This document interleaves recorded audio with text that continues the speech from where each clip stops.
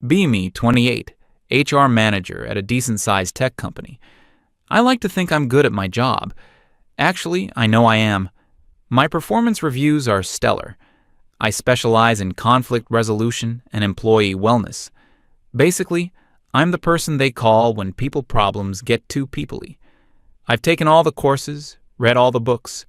Emotional intelligence, nonviolent communication, creating psychological safety in the workplace. It's not just a job, it's a worldview. I run a small blog on the side. Nothing major, just a place to put my thoughts on modern social dynamics. A lot of it focuses on what I call the masculinity crisis. The core of my theory is simple. Society has traditionally taught men to suppress their emotions, and now they're paying the price. They don't know how to communicate, how to be vulnerable. This leads to what everyone calls toxic masculinity. It's not their fault, not really. It's a systemic issue. But it is their responsibility to unlearn it. My whole philosophy is built on creating safe spaces for them to do that, to open up, to verbalize, to process. I genuinely believe I'm doing good work. I see it in exit interviews, in mediations. People just need the right framework to express themselves. Life was good. My apartment is clean. My career is on track. My social life is curated and drama-free. Everything was in its right place, managed and optimized. Then my brother Daniel showed up. It was a Tuesday night, I think. Maybe a Wednesday. I was just back from a late yoga class, feeling centered. The buzzer rang. It was him. I hadn't seen him in a few months, not since the last obligatory family holiday. He was standing on my doorstep, looking like a ghost. Pale, dark circles under his eyes, clothes rumpled. He was holding a single duffel bag and a beat-up cardboard box. My first thought wasn't concern. It was annoyance, an unscheduled variable. He mumbled something about him and his girlfriend breaking up. The girlfriend. They'd been together for years, since college, lived together in a little apartment across town. He asked if he could stay for a few days, just until he figured things out. My meticulously organized life screeched to a halt. But then, a different part of my brain kicked in. The HR part. Here he was, a live case study, the perfect embodiment of everything I wrote about. A man facing emotional trauma, completely shut down, unable to articulate his pain. This wasn't a problem. This was an opportunity to help him, and maybe to validate my own theories in a real-world setting. I smiled, opened the door wider, and told him of course he could stay. He could have the guest room. I'd just cleared it out. He trudged inside, barely making eye contact, and dropped his bag by the door. The silence was immediate and heavy. He just stood there in my entryway, looking lost.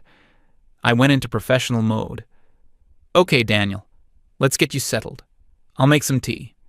We can talk about establishing a plan for the next few days. He just nodded. That first night set the tone for everything that followed. I tried to engage him, to create that safe space. I asked open-ended questions. How are you processing this change? What are your immediate feelings about the situation? All I got were shrugs and one-word answers. Tired? Fine? Don't know. It was like talking to a brick wall, a sad, tired brick wall. He eventually just excused himself and went to the guest room, closing the door behind him. I stood in my perfect, quiet living room, feeling a mix of pity and professional excitement. This was going to be a challenge, but I was equipped for it. The next morning, I laid out my strategy. Phase 1. Establish a routine and create opportunities for structured communication. I made a healthy breakfast, quinoa porridge with berries. He came out of his room looking like he hadn't slept at all. He poured himself a black coffee and ignored the food. I tried again. Daniel, I think it would be beneficial for us to have a check-in each morning, just 5 minutes, to set an intention for the day and verbalize any emotional blockages. He looked at me over the rim of his coffee mug. His eyes were completely blank. "Okay," he said. And that was it. He finished his coffee in silence and retreated back to his room. I heard his laptop boot up. He was a software developer, probably trying to lose himself in code, a classic avoidance tactic. The first week was more of the same. He was a ghost in my apartment. I'd hear him shuffling around late at night, the soft glow of his laptop screen visible under the door. He ate sporadically, usually cheap instant noodles he'd bought himself. My attempts at structured dialogue were met with polite, impenetrable silence. I wasn't getting angry yet. I was still in diagnostic mode. The subject was clearly displaying severe emotional withdrawal. The traditional male response to trauma: isolate and suppress. My blog posts practically wrote themselves. I wrote a piece titled "The Silent Man When He Can't Speak His Pain." I used a hypothetical case study that was, of course, entirely based on him. It got a lot of positive comments. I felt like I was seeing the theory in high definition. Around the second week, I decided to shift my approach. Phase 2. Passive resource provision. If he wouldn't engage in direct conversation, I would provide him with the tools to begin his own journey of introspection. I started leaving things out for him. I printed out articles from psychology websites and left them on the kitchen counter. The importance of male vulnerability. How to grieve a relationship in a healthy way. Breaking the cycle of stoicism. They would be gone in the morning, but I never knew if he read them or just threw them away. I started playing podcasts out loud while I was cooking, shows with therapists discussing modern masculinity, the emotional lives of men. I'd see him in the periphery, paused in the hallway, before he'd quickly retreat to his room. He started wearing headphones around the apartment. The atmosphere was growing tense. It wasn't a home anymore. It was my office, and he was my most difficult case. I was starting to get frustrated. I was offering him a lifeline, a curated, expert-guided path out of his misery, and he was refusing to even acknowledge it. It felt like a personal rejection of my expertise. My patience was wearing thin. I'd come home from work, where I'd spent all day successfully coaching executives on their communication styles, to find my own brother sitting in a dark room, staring at a screen, wrapped in a blanket of silent misery. It felt like a failure. My failure. And I don't handle failure well. One evening, I decided to be more direct. I knocked on his door. He opened it a crack. The room was dark except for the laptop screen. "Daniel, we need to talk. This isn't healthy. You've been here for almost 3 weeks, and you haven't said more than 10 words to me." He just looked at me. "What do you want me to say, Judith?" His voice was raspy. "I want you to talk to me. I'm your sister. I'm here to help you, but I can't help you if you won't let me in. This wall you've built, it's a classic symptom of toxic masculinity, the inability to ask for help." He almost smiled, but it was a bitter, tired thing. "I'm just tired," he said, and started to close the door. I put my hand out to stop it. "No, that's not good enough. You're using tired as a shield. I want to know what's really going on." He sighed, a deep rattling sound. "It's over. She left. I have to find a new place to live. I'm working. That's what's going on." It was the most he'd said to me in weeks, but it was just a list of facts. No emotion, no vulnerability. My frustration boiled over. "That's the what, Daniel, not the how. How are you feeling? Are you angry? Sad? Betrayed? Give me something to work with." He stared at me for a long moment. "I need to get back to work," he said, and gently closed the door in my face. I stood there in the hallway, my heart pounding with indignation. The audacity. I was offering him a free therapy session, a bespoke emotional wellness plan, and he was shutting me out. It was clear he was a more severe case than I'd imagined, deeply entrenched in those harmful, outdated masculine ideals. That night, I called my friends. I needed to vent to people who would understand. I paced around my living room, phone pressed to my ear, detailing my frustrations. "It's like he's proud of his own suffering," I told my friend from the office. "He's wrapping himself in this stoic victimhood, and he won't accept any of the tools I'm giving him." It's a fascinating case study in arrested emotional development. All the literature points to this exact pattern. The male ego is so fragile, it prefers self-destruction to admitting it needs help. I was on a roll, feeling validated by my friend's sympathetic noises. Honestly, at this point, it's not even about helping him anymore. It's about the principle. He's living proof of why my work is so important. As I was saying that, I turned and saw a shadow move in the dark hallway. The guest room door, which had been slightly ajar, clicked shut. My blood ran cold. Had he heard me? How much had he heard? I quickly ended the call, a knot of something I couldn't quite name twisting in my stomach. Guilt? No, that wasn't it. It was exposure. I felt exposed. I told myself it didn't matter. Everything I said was true from a clinical perspective, but the dynamic in the apartment shifted after that. The silence became heavier, colder. He didn't just avoid me anymore. He moved through the apartment like I didn't exist. If I was in the kitchen, he would wait until I left to get a glass of water. We were two ghosts haunting the same space, bound by blood but separated by a chasm of misunderstanding I had, in my expert opinion, accurately diagnosed. A few days later, his best friend came over, a guy I'd never liked. He was quiet, a bit rough around the edges, a mechanic or something.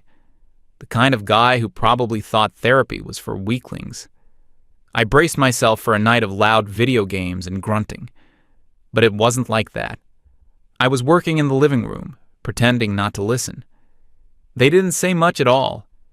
His friend brought over a greasy pizza box and a 6-pack of beer. They put on some dumb action movie from the 90s. For 2 hours, they just sat there, watching the movie, eating pizza.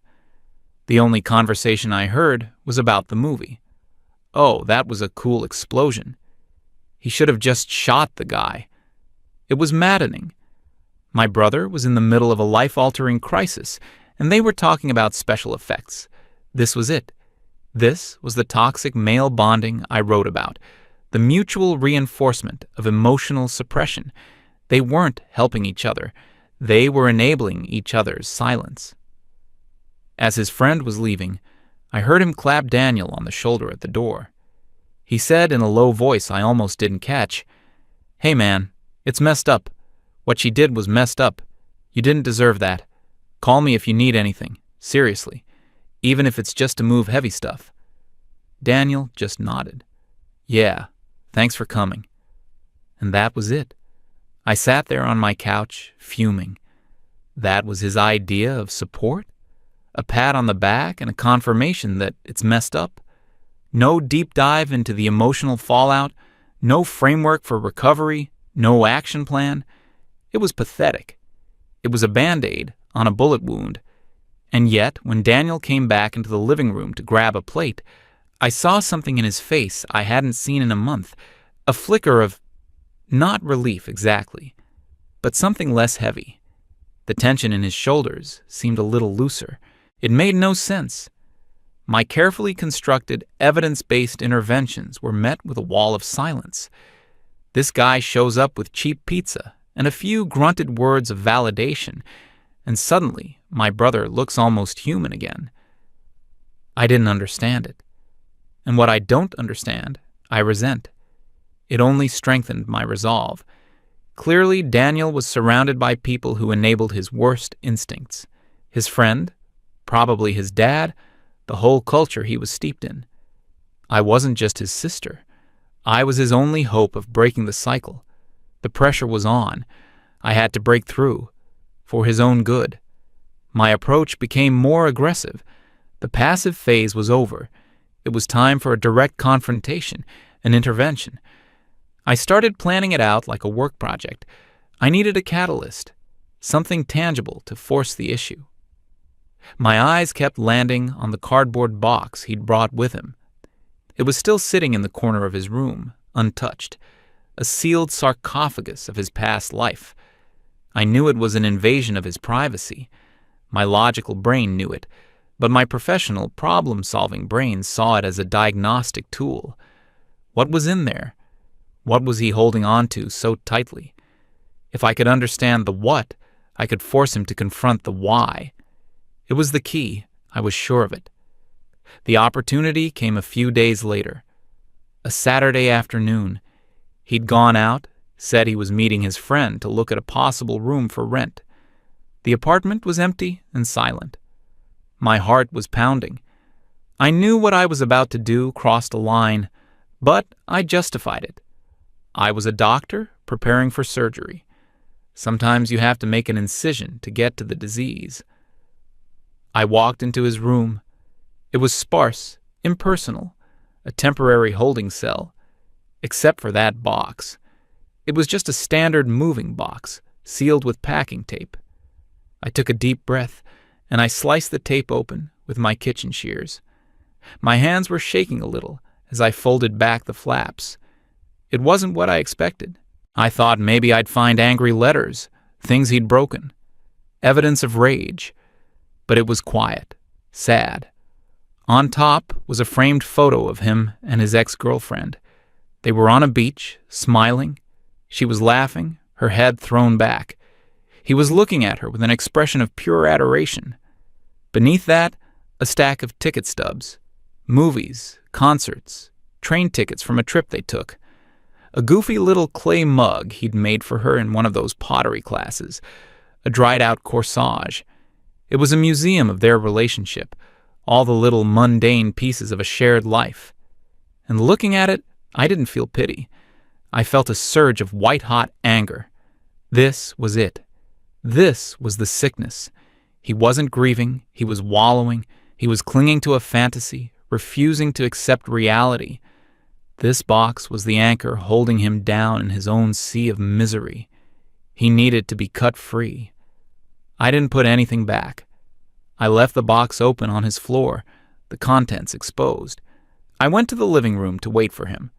I rehearsed my opening lines. I'd be firm, but compassionate. I'd explain that this attachment to material objects was a symptom of his inability to process the emotional loss. I'd frame it as a breakthrough moment. He came home about an hour later. He walked in, saw me sitting on the couch, and gave me a wary look. "Hey," he said, and started to walk toward his room. "We need to talk," I said, my voice sharper than I intended. He stopped, his hand on his bedroom doorknob. He turned around slowly. "About what?" "About that," I said, nodding toward his room. "About the shrine you're keeping in there." A flicker of confusion crossed his face, then dawning horror as he realized what I meant. He pushed the door open and saw the box. Violated. Its contents spilled out like an open wound. He stood frozen in the doorway for a second, just staring. Then he turned to look at me. His face was completely white. For the first time since he'd arrived, I saw a raw, powerful emotion in his eyes. But it wasn't sadness. It was a cold, quiet rage that terrified me. I had my confrontation. I had my catalyst. And I had absolutely no idea what I had just unleashed. I had rehearsed this. I had a script. I took a breath to center myself, to reestablish my professional footing. This was an intervention, not a fight. "Daniel, I know this is difficult to see," I began, my voice calm and measured, exactly as I'd practiced. "But this attachment you have to these objects, this shrine, it's a textbook example of arrested grieving." He didn't say anything. He just watched me, his expression unreadable. His silence used to feel like a void. Now it felt like a coiled spring. I pressed on, ignoring the warning bells in my head. "You're preventing yourself from processing the trauma by clinging to these totems of a past that no longer exists. To move forward, you have to let go. I know it hurts, but this is a necessary step. My opening this box was a therapeutic catalyst. It was to force a breakthrough. I was proud of that line. Therapeutic catalyst. It sounded professional, justified. I expected him to crumble, to finally break down and cry, to admit that I was right. That's what the books said would happen. The emotional dam would break. Instead, he took a slow step out of the doorway, into the hall. He let the door swing shut behind him, closing off the sight of the violated box. He was calm, terrifyingly calm. A catalyst, he repeated, the words tasting like poison in his mouth. You think you know what's in that box. I know it represents a painful past that you're refusing to leave behind, I said, my confidence wavering slightly. Why wasn't he following the script? It's not the past I'm clinging to, Judith. It's the evidence. Evidence of what? A failed relationship. You have to accept that. He laughed. A short, sharp, ugly sound with no humor in it.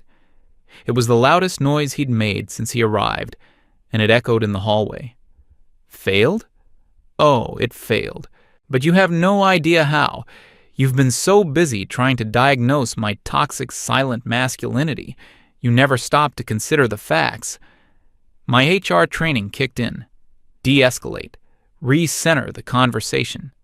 The facts are that you're in pain and your coping mechanisms are... Stop, he said. The word was quiet, but it hit me like a physical blow.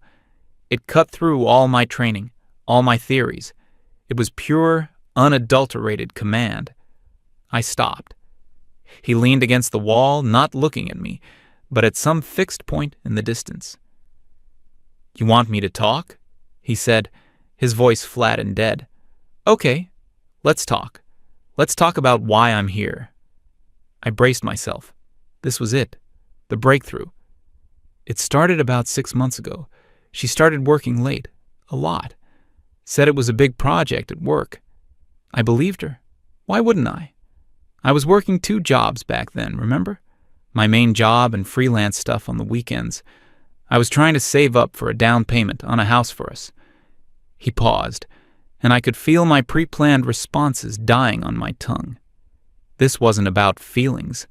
This was a narrative. I'd come home exhausted, and she'd be distant, on her phone all the time. If I tried to talk to her about it, she'd say I was being insecure, controlling. She said the stress of my extra work was making me paranoid. She was good.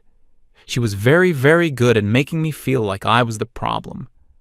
So one night, I came home early. My freelance client canceled last minute. Her car wasn't there. I figured she was still at work. I went inside, and I heard her laptop chime in the bedroom. A video call was still connected. She'd forgotten to close it. He finally looked at me, and his eyes were hollow.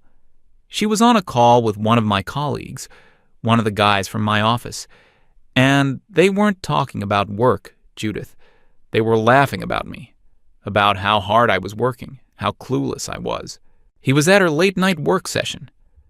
They'd been doing this for months. My throat went dry. This wasn't in any of the textbooks. The day she left, he continued, his voice never rising. I got a notification from the bank, a large withdrawal. I checked our joint savings account, the one with the down payment money. It was empty. She'd cleared it out, every penny. She left a note on the counter that said she was taking her half, and that she hoped I'd get the help I need. He pushed himself off the wall and started pacing, a slow, caged walk. But that wasn't the best part. The best part was what she did next. She knew I'd be devastated. She knew I'd be broken. So she did a preemptive strike. She called all our mutual friends, all of them, the people I'd known for 10 years.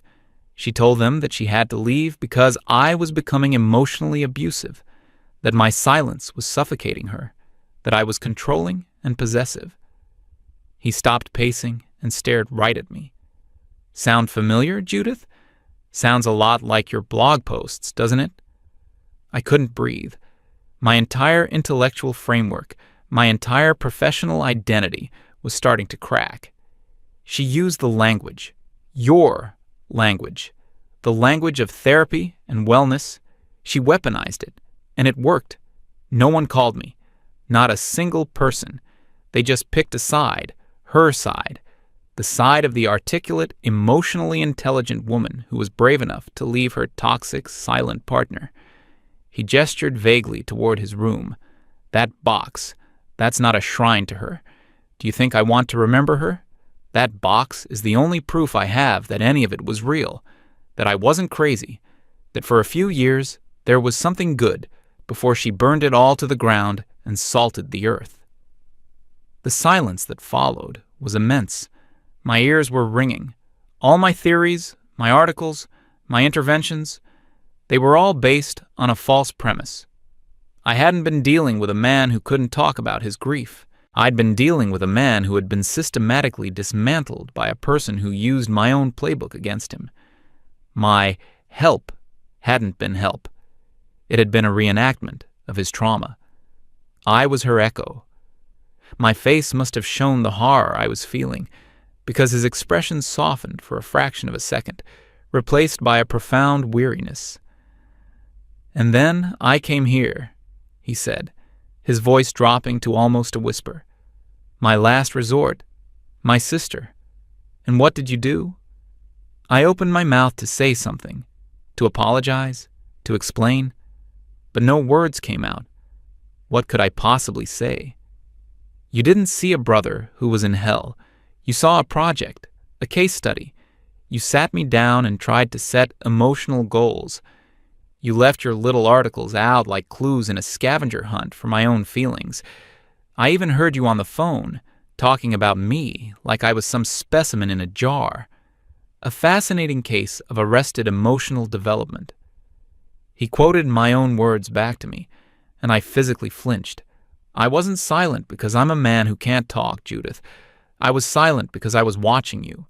I was watching you do the exact same thing she did. You didn't want to hear my story. You wanted me to fit into yours. You wanted me to perform my sadness in a way that would validate your theories. He took a step closer, and for the first time, I felt small, insignificant. You never once, not one single time since I walked through that door, you never once just looked at me and asked, "Daniel, are you hurting?" He wasn't yelling. He didn't need to. The quiet truth of his words was louder than any scream. You just kept asking, "Why won't you talk?" You weren't listening for an answer. You were listening for a confession. You wanted me to admit that I was the problem, that my masculinity was the problem. Your whole world is a nail, so you hammered me with it. And then, the final blow, the one that shattered everything. You weren't trying to help me. You were trying to be right. He stood there for a moment, letting the words hang in the air between us, letting them burrow into me. Then he turned around without another word and walked into his room, closing the door softly behind him. The click of the latch was the loudest sound I had ever heard. I stood in the hallway, frozen. My mind was a white screen. All the jargon, the theories, the confident assertions, all gone, wiped clean. He was right. He was right about every single thing. I wasn't a helper. I was a pathologist. I had seen his pain not as a wound to be tended, but as a symptom to be diagnosed and categorized. My safe space was a laboratory. My support was an interrogation. The profound, stomach-churning irony was that his ex-girlfriend had used the very language of empathy and vulnerability that I championed to destroy him. And I had picked up the same tools and used them to bludgeon him with my good intentions. I stumbled back to the living room and sank onto the couch. My perfect minimalist apartment suddenly felt like a sterile, cold prison. My blog, my career, my entire identity as a person who understands people. It all felt like a lie, a monument to my own arrogance. I thought about what his friend had said. It's messed up. What she did was messed up. It wasn't therapy. It wasn't an action plan. It was just the truth. A simple acknowledgement of his reality. It was what he needed. and his quiet, beer-drinking friend could give it to him in 5 seconds, while I, with all my education and expertise, had spent a month making everything worse. I had been so obsessed with teaching a man how to speak that I had completely forgotten how to listen. I sat on that couch for hours. The sun went down. The city lights came on. I didn't move. I felt hollowed out, destroyed, not by him, but by the reflection of myself I had seen in his eyes. The next morning, a Saturday, I heard him moving around early. I didn't get up. I couldn't face him. What would I even say? Sorry, my entire belief system turned me into a monster. Around noon, there was a knock on the front door. I heard Daniel answer it. It was his friend, Mark. I heard quiet, muffled conversation, the sound of tape being pulled across a box. He was packing. Of course he was. An hour later, I heard footsteps in the hall. Daniel appeared in the living room doorway. He had his duffel bag over his shoulder. He looked at me, sitting on the couch in the same clothes as yesterday. There was no anger in his eyes anymore, just a vast, quiet sadness. "I'm leaving," he said. It wasn't an announcement. It was a statement of fact. I finally found my voice. It was a pathetic croak. "Daniel, Don't," he said, holding up a hand. It wasn't unkind, just final. Just, don't. And then he was gone. I heard the front door close. I heard his friend's truck start up and drive away. The apartment was silent again. But it wasn't the clean, orderly silence I was used to. It was a screaming, empty silence, filled with the ghosts of all the words I should have said and all the words I should have listened to. I sat there, alone in my perfect apartment, with my successful career and my validated theories. I had won. My project had finally verbalized his trauma, and I had lost everything. My name is Judith. I'm an expert in communication. And I destroyed my own brother because I never once thought to just ask him a simple question.